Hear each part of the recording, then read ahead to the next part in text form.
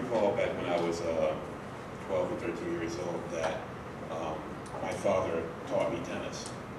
And when I went to high school as a freshman, the two things I picked up, and I still remember to this day, it's not the classes I took or the subjects that I took at school, but tennis and track and field. Sports had an immediate and important impact on my life. And I am a big supporter of freshman sports and sports in general. Probably wouldn't have gone to school, probably wouldn't have gone to college if it wasn't for sports.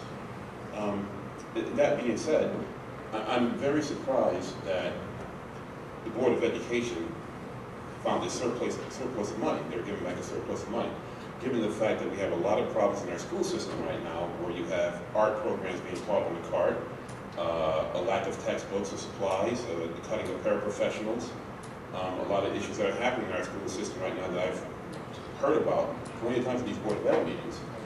And unfortunately, the freshman sports were cut. I think that was a serious problem, and I'm happy that the council is going to give this money to the Booster Club to deal with, because we know what happens when you give money to the Board of Ed and you say, hey, can you use, you're sure you're going to use this for this purpose? Like, hey, yeah, we're going to do it, and they don't do it. We agree on something. Hey, our mistake now. So, but the bigger problem here is that, yeah, it's a fix for this year, but what are we going to do about it next year? As one of the speakers spoke, got up here and spoke, two members of the Board of Ed were very adamant about their stance and about the freshman sports. They don't like it, including the majority of the Board of Ed. So you got two choices.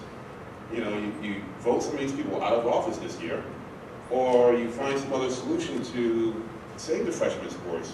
And I think that by the council making this stance is showing that the council is in support of these residents here who reflect the majority of the people in Danbury who want to keep freshman sports alive.